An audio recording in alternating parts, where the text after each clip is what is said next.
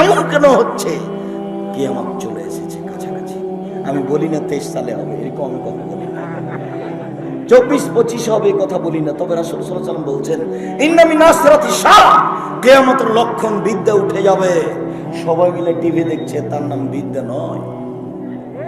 প্যান্টটা টাকানোর নিচে আছে, তার নাম বিদ্যা নয়। দাড়ি চাঁচা আছে, তার নাম বিদ্যা নয়। হাতে সিগারেট আছে, তার নাম বিদ্যা নয়। দলীয় দাপট দেখে জমি দখল করেছে, তার নাম বিদ্যা নয়। মানুষকে অপমান করে তাকে বাড়িঘর থেকে বের করে দিয়েছে, তার নাম বিদ্যা নয়। ক্ষমতা দেখে মিথ্যা সাক্ষী দিয়ে ওকে জেলে দিয়েছে, তার নাম বিদ্যা নয়। নগ্ন পোশাক পরে জাতিকে পাপী করেছে মহিলা, তার নাম বিদ্যা নয়। যেদিন বিদ্যা উঠে যাবে বুঝতে হবে এটা কিয়ামতের লক্ষণ। 2 ওয়াইনজুল জাহাল, মূর্খতা যখন বর্ষণ হবে। আরে মূর্খতা বর্ষণ হবে, বর্ষণ তো হয় বৃষ্টি। মুহাম্মদ সাল্লাল্লাহু আলাইহি ওয়াসাল্লাম বলছেন মূর্খতা বর্ষণ।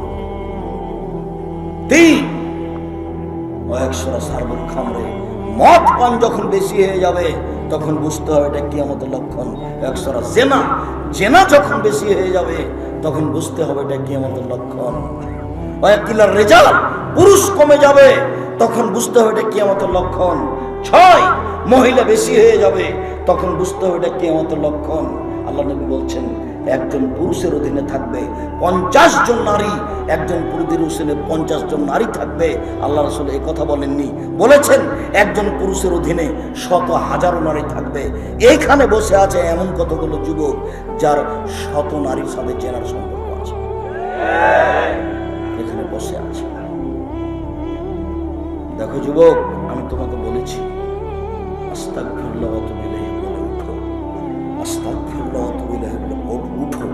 আর এদেশের সামাজিক গতি অনুযায়ী কানে হাত দিয়ে বলো আস্তাগফিরুল্লাহ ওয়া আতুবু ইলাইহি, আমি তোমার দরবারে ক্ষমা ভিক্ষা চাই, তোমার কাছে ফিরে যেতে চাই।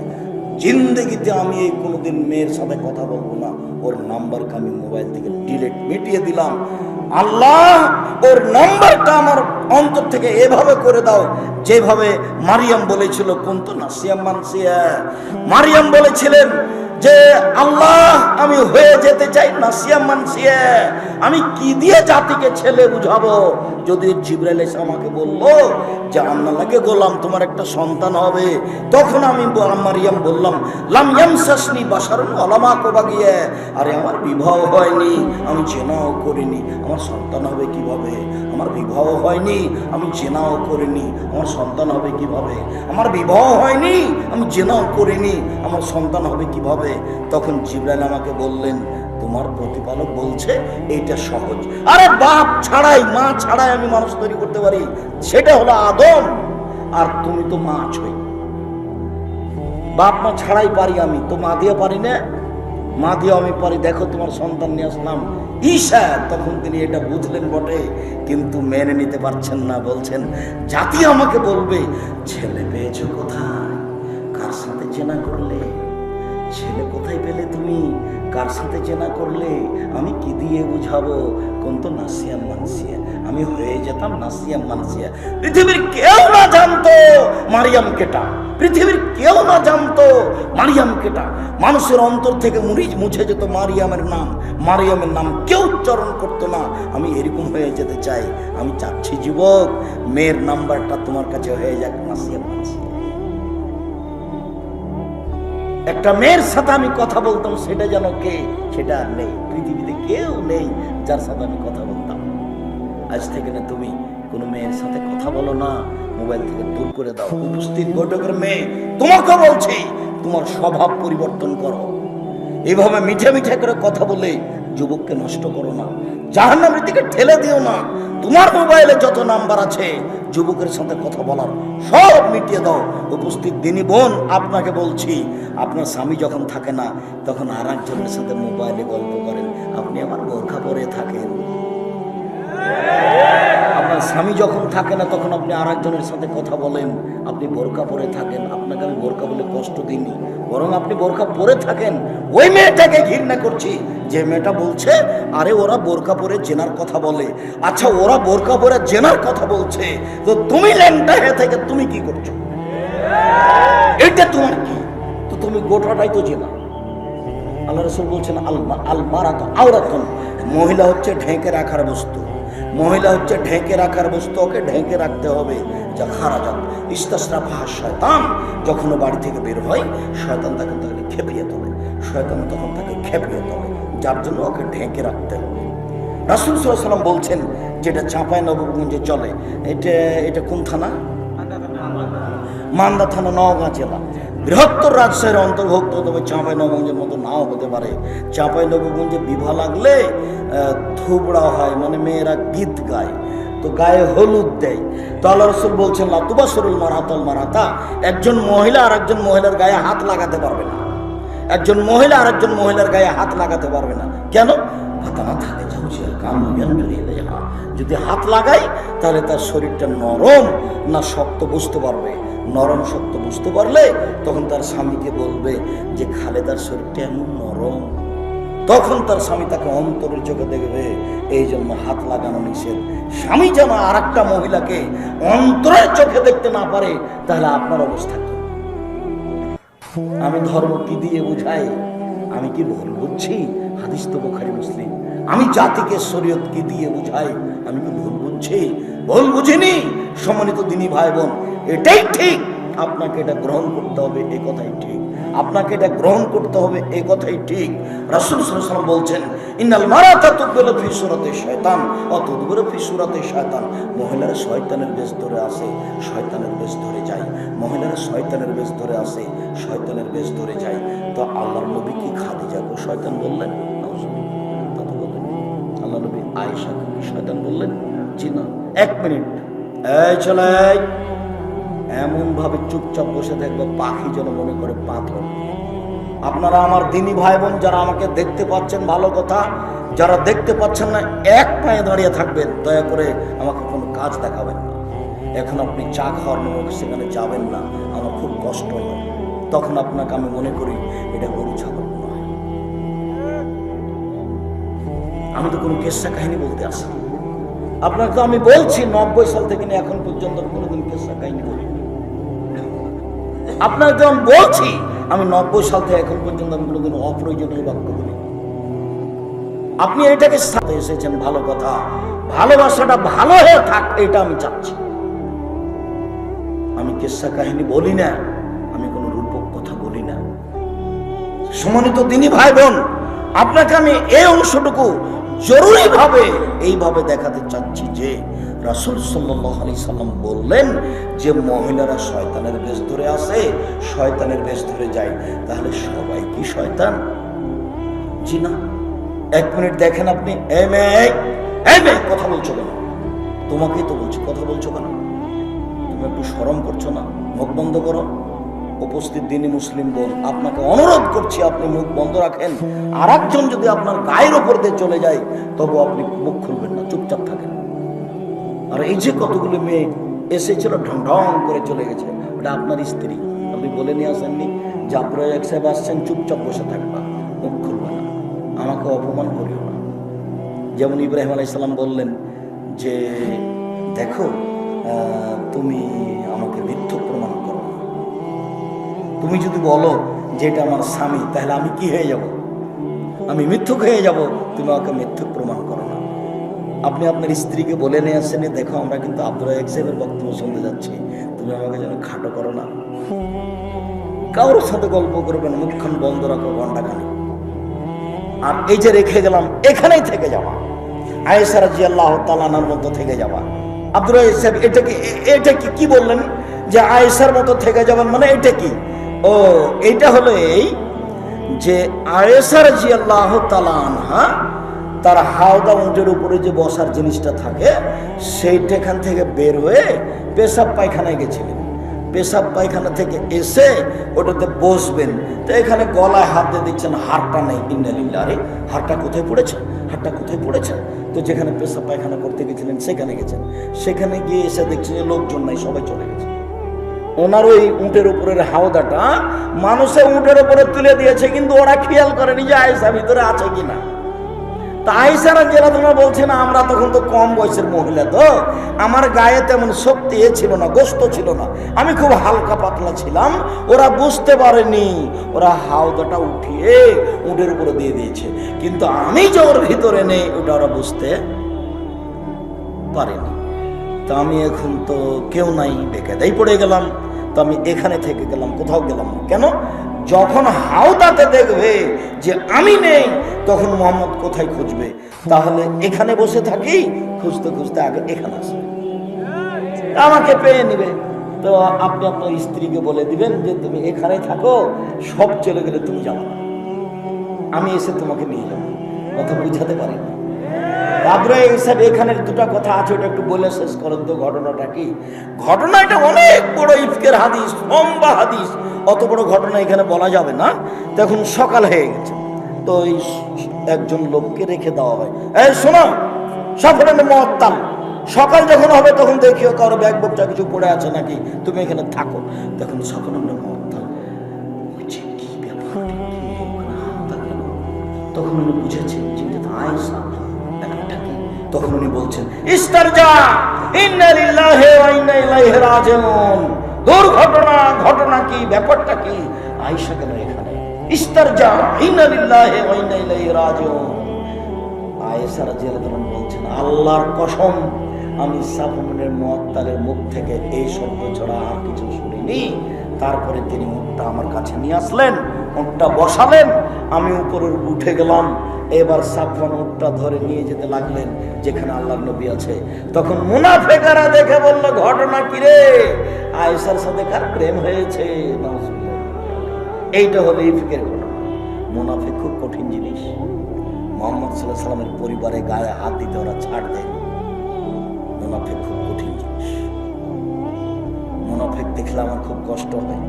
আমি মাঝে মধ্যে ভাবি যে আচ্ছা, জামিয়া সালাফের ব্যাপারে এত যে লোকটা শত্রুতা করছে, মুনাফিকি করছে, তো ও তো নেকি পাবে নাকি? দেখেন, এটা তো মুহাম্মদ সাল্লাল্লাহু আলাইহি সাল্লামের স্ত্রী আয়েশা। এ কি স্বাভাবিক ব্যাপার? সারা দেশে ছড়িয়ে দিল এই কথা, কিয়ামত পর্যন্ত এই ঘটনা লেখা থাকবে। 29 দিন যাবৎ তিনি চোখের পানি মুছতে পারেননি, চোখের পানি বন্ধ হয়নি। বলছেন 29 দিন যাবৎ আমি চোখের পানি বন্ধ করতে পারিনি, আমি সুরমা লাগাইনি, সব সময় আমার চোখের পানি ঝরতে থাকে। আমিও তখন বুঝতে পারিনি ঘটনা কি। আমি তো বাড়ি চলে এসেছি, আমার খালা আমাকে নিয়ে পেশাব পায়খানার জন্য নিয়ে গেছেন। তো আমার আসতে লেগে আমার খালা পায়ে কাপড় বেঁধে পড়ে গেছে। তা আমার খালা বলছেন, মেস্তা ধ্বংস, মেস্তা ধ্বংস। যারা বদনাম করেছে তার মধ্যে মেস্তা একজন। তখন আমি বলছিলাম, খালা ছি ছি ছি ছি, খালা এ কথা বললেন কেন? আরে মেস্তা হচ্ছে বদরি সাহাবী, বদরের যুদ্ধে উপস্থিত ছিলেন, তার আগের পিছের সব পাপ ক্ষমা, ওরা অনেক বড় মানুষ, আপনি কেন বদনাম করলেন? তখন তার খালা বলছেন, এই তুই জানিস কি ঘটনা? তুই জানিস কি ঘটনা? কি ঘটনা খালা? আরে এরা তো তোর বদনাম করে বেড়াচ্ছে। এ কথা ইন্না লিল্লাহ। আমার আব্বা জানেন? হ্যাঁ জানেন। আমার আম্মা জানেন? হ্যাঁ জানেন। সবাই জানে। তখন বাড়িতে সাল্লাহ রাসূল বলছেন, আমি বাড়ি চলে যাব, আমি এখানে থাকবো না। ঠিক আছে যাও। তো একজনকে সাথে দিলেন, বাপের বাড়ি চলে গেলেন। বাপের বাড়ি গিয়ে এখন বলছেন, আব্বা আল্লাহ রাসূল জানেন এটা? বলে হ্যাঁ সবাই জানে এটা। মা সবাই জানে এটা? বলে হ্যাঁ সবাই জানে। এই শোনো শোনো আয়েশা, চিন্তা করবে না। মায়ে বলছে, এবার শোনো আয়েশা, চিন্তা করবে না। আরে যার সতীন থাকে না, তার মেলা ঝামেলা থাকে। তোমার সতীন আছে তো, মানে উনি ওইদিকে চলে গেলেন। বুঝতে পারছেন না কথা? মনে হয় আয়েশার মা বলছেন রাদিয়াল্লাহু আনহা যে তুমি চিন্তা করো না তো, যার সতীন থাকে না তারা শুধু খালি নানান কথা বাড়ায়। তোমার সতীন আছে তো, কোন দিকের কথা যে কোন দিকে নিয়ে যাচ্ছে তুমি যেন চিন্তা করো না, এইভাবে বলে দিলেন। দেখুন আল্লাহ রাসূল আসেন আর বলেন, কেমন আছো? আর কিছু বলেন না, চলে গেলেন। একদিন আমাকে বলছেন, শোনো আয়েশা, তুমি যদি জেনা করে থাকো তাহলে বলো করেছি, আর যদি জেনা না করে থাকো তাহলে বলো করিনি। তখন আল্লাহ রাসূলকে বলছেন, শুনেন, আমি যদি বলি এখন হ্যাঁ তাহলে মিথ্যা হবে সত্য, আমি যদি বলি না তাহলে জনগণ বলবে কইরা বলছে না। সাবিকা সাবে আমি ইসব, আমার ধৈর্য ইসবের বাপের ধৈর্য মতো আমি মুখ খুললাম না। ঈশ্বর বুঝতে পারছিলেন আমার ইসব বেঁচে আছে, ইয়াকুব বুঝতে পারছিলেন আমার ছেলে ইসব বেঁচে আছেন, কিন্তু ছেলেদের মুখামুখি হলেন না। ছেলেরা মিথ্যা কথা বললো, এই যে যে যে আব্বা আপনি তো বিশ্বাস করবেন না, এ দেখেন আপনার ছেলেকে বাঘে খেয়ে নিয়েছে, এ দেখেন জামা কাপড় নিস, এ দেখেন রক্ত লেগে আছে। কে বলছে? ছেলেরা বলছে, ইসবের ভাইরা বলছে।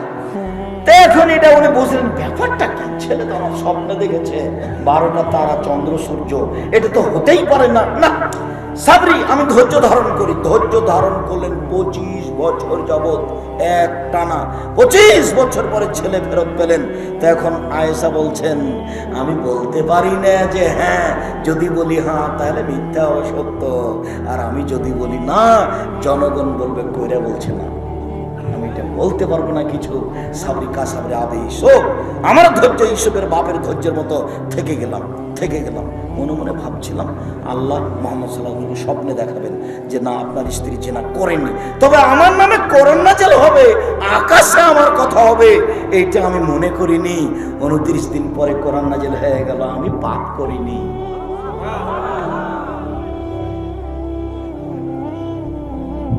ইউসুফ আলাইহিস সালামের এখানে একটা কথা মনে পড়ে। ইউসুফ আলাইহিস সালাম 12 বছর জেলে থাকলেন। সরকারের লোক এসে ডাকলেন যে চলেন আপনি একটু, সরকার আপনাকে ডেকে পাঠিয়েছে। তখন ইউসুফ আলাইহিস সালাম বলছেন, আরে ছাড়ো, জেল থেকে বের হওয়া আগে এই কথা শোনাতে হবে জুলাইখা জাতির সামনে ঘোষণা দিয়েছে কিনা যে আমি ইউসুফ অন্যায় করিনি। এই কথা জাতির সামনে আগে জুলাইখাকে ঘোষণা দিতে হবে।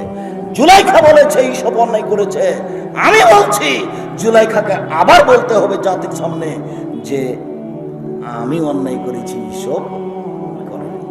তাহলে বোঝা যাচ্ছে যে এমনি ক্ষমা চাইলে হবে না। কোনো কথা এমনও যে জাতির সামনে কি বলতে হবে যে আমি অন্যায় করেছি, এনার সাথে আমি একটা অন্যায় করেছি, এই কথাটা সবাই জানে। এখন এমনার আমি হাত ধরলাম, শরীয়ত এটা বলছে না, এনাকে এখন জাতির সামনে কি বলতে হবে যে আব্দুর রাজ্জাক সাহেব অন্যায় করেননি, ঘটনা আমি ঘটিয়েছি। ইউসুফ আলাইহিস সালাম বলছেন, আরে যাও বলে দাও সরকারকে আমি জেল থেকে বের হবো না, আগে জুলাইখাকে জাতির সামনে বলতে হবে আমি অন্যায় করিনি। তখন জুলাইখা বলল, হ্যাঁ এইসব সত্য, আমি মিথ্যা, অন্যায় আমি করেছি। সম্মানিত দিনী বোন, আপনাকে আমি বলছি যে এই যে কথাটা, এই যে জিবরাইল, আয়েশা, এই যে জিবরাইল তোমাকে সালাম দিল, তখন আয়েশা বলছেন ওয়ালাইকুম সালাম ওয়া রাহমাতুল্লাহ, জিবরাইলের প্রতি সালাম, জিবরাইলের প্রতি আল্লাহ দয়া করুন। আপনি তো জিবরাইলকে দেখতে পান, আমি তো দেখতে পাই না। আপনি তো জিবরাইলকে দেখতে পান, আমি তো দেখতে পাই না। এক বিছানে 3 জন, এক জায়গাতে 3 জন, এক ল্যাপের নিচে 3 জন উপস্থিত বৈঠকের দিনই বোন, আপনাকে আমি আয়েশার মতো মনে করি। দেখেন আপনি, আপনাকে আমি আয়েশার মতো মনে করি। আবার দেখেন এক বিছানে 3 জন, মুহাম্মদ সাল্লাল্লাহু আলাইহি সাল্লাম, জিবরাইল আলাইহিস সালাম, আয়েশা। দেখুন আল্লাহ নবী বলছেন, হাজা জিবরাইল, আয়েশা, এই যে জিবরাইল, এই ভাষাটা কি মনে করছেন একই জায়গাতে, ভালো করে বুঝাতে পারে না, আরবি শব্দ তো। আল্লাহ নবী বলছেন, আয়েশা হাজা জিবরাইল, এই যে জিবরাইল। বলেন তো জিবরাইল পাশে না দূরে? পাশে। আয়েশা এই যে জিবরাইল তোমাকে সালাম দিল। তখন আয়েশা বলছেন ওয়ালাইকুম সালাম ওয়া রাহমাতুল্লাহ, জিবরাইলের উপরে সালাম, জিবরাইলের উপরে শান্তি। আপনি তো দেখতে পান, আমি তো দেখতে পাই না। আপনি তো দেখতে পান, আমি তো দেখতে পাই না। আয়েশা কিন্তু জিবরাইলকে দেখতে পাচ্ছেন না। যেটা আমি বলতে চাচ্ছি উপস্থিত দিনী বোন, আপনাকে আমি আয়েশার মতো মনে করছি, আপনার আমি কষ্ট দিতে আসিনি। আপনাকে এখানে আমি আরো 1 মিনিট একটা কথা শোনাতে চাই, মনে রাখবেন এই কথা আপনার জন্য অতীব জরুরি। আয়েশা রাদিয়াল্লাহু তাআলা আনহা বলেন, আমার স্বামী যখন মারা গেল তখন তার কবর হলো আমার ঘরে। আয়েশা রাদিয়াল্লাহু আনহা স্বামী কে? মুহাম্মদ সাল্লাল্লাহু আলাইহি সাল্লাম। মুহাম্মদ সাল্লাল্লাহু আলাইহি সাল্লাম কোথায় মারা গেছিলেন? আয়েশা রাদিয়াল্লাহু তাআলার ঘরে। কবর কোথায় হয়েছিল? আয়েশা রাদিয়াল্লাহু তাআলার ঘরে। এবার উনি যেতেন ঘর দেখতে, কবর দেখতে, তো মাথায় কবর দিতেন না, বলতেন এটা আমার স্বামীর কবর। কয়েকদিন পরে পিতা মারা গেলেন, তো পিতারও কবর হলো ওখানে, তখন তিনি মাথায় কাপড় না দিয়ে যেতেন, বলতেন এটা আমার স্বামীর কবর, এটা আমার বাপের কবর, এটা আমার স্বামীর কবর, এটা আমার বাপের কবর। কয়েকদিন পরে ওখানে কবর হলো উমর রাদিয়াল্লাহু তাআলা আনহু। তখন আয়েশা বলছেন, আমি আর মাথায় কাপড় না দিয়ে ওখানে যাই না, কবরকে লজ্জা করে। আয়েশা কাকে লজ্জা করে? কবরকে লজ্জা করে। আর আপনি আজকে এসেছেন আপনার দেবরের মোটর সাইকেলে, দুটোর মধ্যে আপনি সমতা দেখেন। আপনাকে তো আমি কষ্ট দিতে চাই না। আপনি এমন ভ্যানে এসেছেন যে আরো 5 জন পুরুষ দেবর ভাসুর সবাই মিলে একসাথে এসেছে। এভাবে দিনকে ধ্বংস করে নিজেকে বিক্রি করে দিয়ে পরকাল টিকবে। তবে আপনি নিরাশা হবেন না। আমি আব্দুর রাজ্জাক বিন ইউসুফ রাসূল সাল্লাল্লাহু আলাইহি ওয়াসাল্লামের এই কথাগুলি বলে আপনাকে আমি নিরাশা করতে চাইনি, বরং আমি বলতে চেয়েছি নারীদের জন্য জান্নাত সহজ। রাসূল সাল্লাল্লাহু আলাইহি সাল্লাম বলেন, মহিলারা যদি 4টা কাজ করতে পারে তাহলে জান্নাতের সব দরজা খোলা। 1, সালাত খামসাহা, 5 ওয়াক্ত সালাত আদায় করলো। 2, সমাজ সাহারাহা, রমজান মাসের সিয়াম পালন করলো। 3, আতাত বালাহা, স্বামীকে মেনে চললো। 4, আহসানাত ফারজাহা, জেনায় লিপ্ত হলো না। এই 4টা কাজ যদি করতে পারে তার জন্য জান্নাতের সব দরজা খোলা। সম্মানিত দিনী বোন, আপনাকে আমি বলতে চেয়েছি আপনার উত্তরেই। আপনি বলছেন আব্দুর রাজ্জাক সাহেব, আপনার 4টা কথা আমরা আগে থেকেই জানি এবং করি। 5 ওয়াক্ত সালাত আদায় করি। 2, রমজান মাসের সিয়াম থাকি। 3, জেনাও করি না। 4, স্বামীকে মেনে চলতে পারি না, একটু কষ্ট হয়। প্রথম 3টে ঠিকই আছে, 4টাতে একটু অসুবিধা হয়। আমার স্বামীর মুখ খারাপ, ও আমাকে গালি দেয়। আমার স্বামী পরকীয়া প্রেমে লিপ্ত, যার জন্য তাকে আমাকে ভালো লাগে না।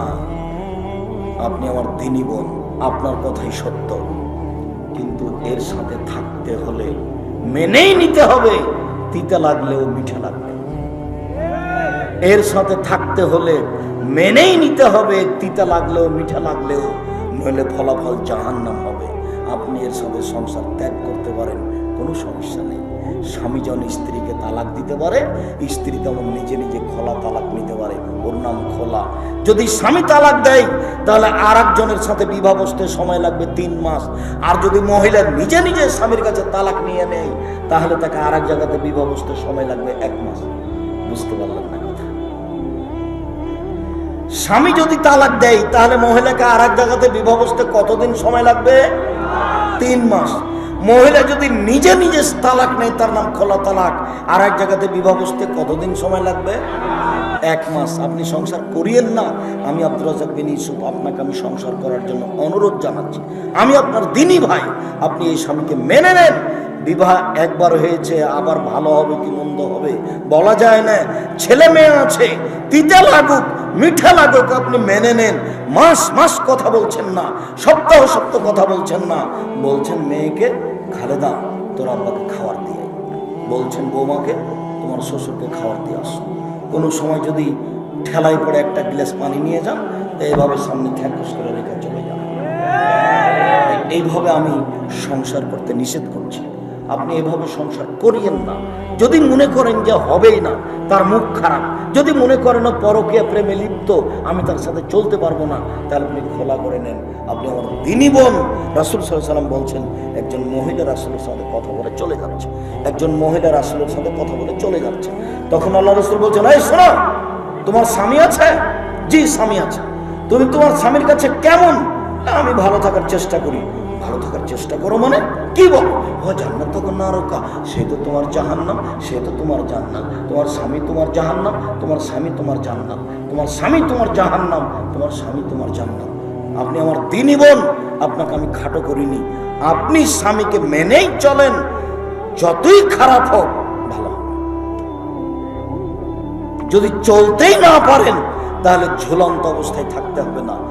4টা কাজ করলে আপনার জন্য জান্নাতের সব দরজা খোলা। 1, 5 ওয়াক্ত সালাত। 2, রমজান মাসের সিয়াম। 3, স্বামীকে মেনে চলা। 4, জেনায় লিপ্ত না হওয়া। আব্দুর রাজ্জাক সাহেব, আমার 2-1 দিন জেনা ঘটেই গেছে। তুমি বলছো যুবক যে আজকে তো মোবাইল থেকে আমি নাম্বার মিটিয়ে দিলাম, তো আমার তো কিছু জেনা হয়ে গেছে। তোমার সাথে আমার 4টা কথা থাকলো।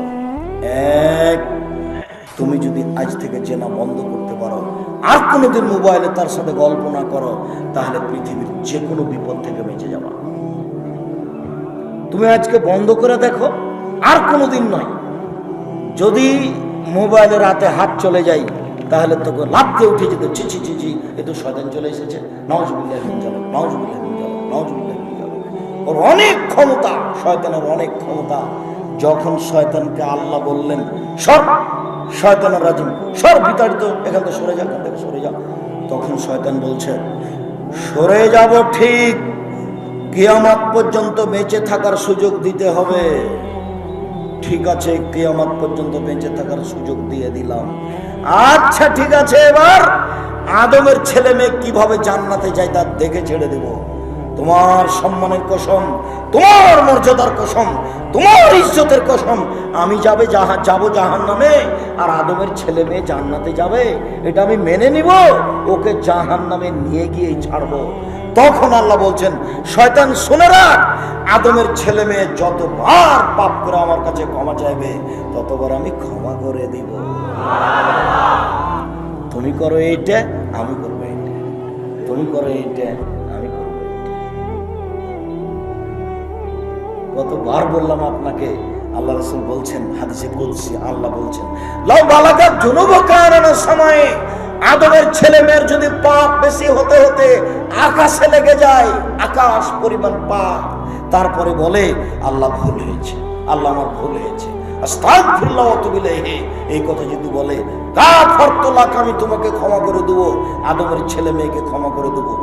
বলি আমি পরোয়া করি না ও কত বড় পাপী, আমি পরোয়া করি না ও কত বড় পাপী, আমি পরোয়া করি না ও কত বড় পাপী, যা পাপ করেছে আমি সব ক্ষমা করে দিলাম। বিচারের মাঠে আল্লাহ আমাদের সামনে উপস্থিত হবেন, যার জন্য আপনাদেরকে আমি শিরক থেকে খুব সাবধান থাকতে বলি। বিচারের মাঠে আল্লাহ তাআলা আমাদের সামনে উপস্থিত হবেন, উপস্থিত হয়ে বলবেন আপনি আদম, আদমের ছেলে মেয়ে শোনো, আজকে তোমরা উপস্থিত হয়েছ আকাশ জমিন পরিমাণ পাপ নিয়ে, পাপ আর পাপ, আমি ওই পরিমাণ ক্ষমা নিয়ে উপস্থিত হয়েছি। যদি শিরক না থাকে, তোমার যে পরিমাণ পাপ আমার সেই পরিমাণ ক্ষমা, তোমার যে পরিমাণ পাপ আমার সেই পরিমাণ ক্ষমা, তোমার যে পরিমাণ পাপ আমার সেই পরিমাণ ক্ষমা, তোমার পাপ যতটুকু আমার ক্ষমা ততটুকু, যদি তুমি শিরক না করে থাকো। নিরাশার কিছু নেই, যদি আপনি জেনা থেকে বাঁচতে পারেন তাহলে আপনি পৃথিবীর যে কোনো বিপদ থেকে বেঁচে যাবেন। এবং এই কথাটা আপনার জানাও আছে, জেনা থেকে বেঁচে গেলে বিপদ থেকে বেঁচে যাবেন। মানে ওই যে তিনজন লোক রাস্তায় হাঁটছিল না, বৃষ্টি আসলো তখন গর্তে ঢুকে গেল, ওরা গর্তে ঢুকে গেলে একটা পাথর এসে মুখে পড়লো না, ওরা তখন আর বের হতে পারবে না। তখন তিনজনের একজন বলল আল্লাহ আমার বাপ মাকে ভালোবাসি, পাথরটা সরিয়ে দাও। আল্লাহ বললেন দিলাম। আর একজন বলছে আমি একটা লোককে কাজে নিয়েছিলাম, অর্ধেক দিন কাজ করার পর রাগ করে চলে যাচ্ছে, আমি বললাম টাকা নেয়, ও নিল না। অনেকদিন পরে এসে বলছে অর্ধেক দিনের টাকা দিন, আমি বললাম সব গরু ছাগল নিয়ে যাও। তো আমাকে বলছে মজাক করবেন না, আমি বললাম তোমাকে মজাক করিনি, সব নিয়ে যাও। তো আল্লাহ তোমাকে সন্তুষ্ট করার জন্য এটা করেছি, পাথরটা সরিয়ে দাও। তা আল্লাহ বলছেন ঠিক আছে দিলাম।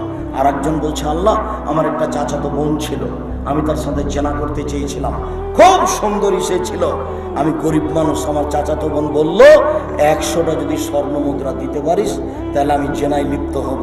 আমি হাড় ভাঙা পরিশ্রম করে 100টা স্বর্ণ মুদ্রা নিয়ে ওখানে গেলাম, নিয়ে আমি জেনায় বসেছি। তখন আমাকে বলছে ইত্তাকিল্লাহ, এ আল্লাহর বান্দা আল্লাহকে ভয় কর রে, আমাকে অসতী প্রমাণ করিস না। কম দানহা, আমি ওখান থেকে উঠে গেছি, যদি সত্যকারেই তোমাকে সন্তুষ্ট করার জন্য এটা করে থাকি তাহলে তুমি মুখ থেকে পাথরটা সরিয়ে দাও। আল্লাহ বললেন দিলাম। তাহলে নিজেকে যদি আপনি অশ্লীল কাজ থেকে বাঁচাতে পারেন তাহলে যে কোনো বিপদ থেকে বেঁচে যাবেন, যে কোনো বিপদ থেকে। যদি নিজেকে অশ্লীল কাজ থেকে বাঁচাতে পারেন তাহলে বিচারের মাঠে 7 শ্রেণীর মানুষ বিশেষ ছায়াতলে থাকবে, তার মধ্যে আপনিও থাকবেন। অশ্লীল কাজ থেকে যদি আপনি নিজেকে বাঁচাতে পারেন, ওই যে ভুলে যাচ্ছেন কেন, 7 শ্রেণীর মানুষ বিশেষ ছায়াতলে থাকবে, তার 1 শ্রেণীর মানুষ দাথু এমরাতুন জাত হাসাবিনা জামালিন, সুন্দরী মহিলা, বড় বংশের সম্ভ্রান্ত পরিবারের মেয়েটা বলল যে তুমি আমার সাথে জেনায় লিপ্ত হও, তখনও বলল ইন্নী আখাফুল্লাহ, আমি আল্লাহকে ভয় করি। কেউ যদি বলতে পারে আমি আল্লাহকে ভয় করি তাহলে ওই বিচারের মাঠে বিশেষ ছায়াতলে থাকবে। 2, 3 সমানত দিনী ভাই আল্লাহ তাআলা বলছেন অনাহা নাফসানিল হাওয়া ফাইনাল জান্নাতা হিয়াল মাওয়া। পুরুষ নারী যদি অশ্লীল কাজকে বন্ধ করতে পারে, আমি আল্লাহ তাকে জান্নাতুল মাওয়া দিয়ে দিলাম। জান্নাতুল মাওয়ার আশায় আপনি সময় কাটান।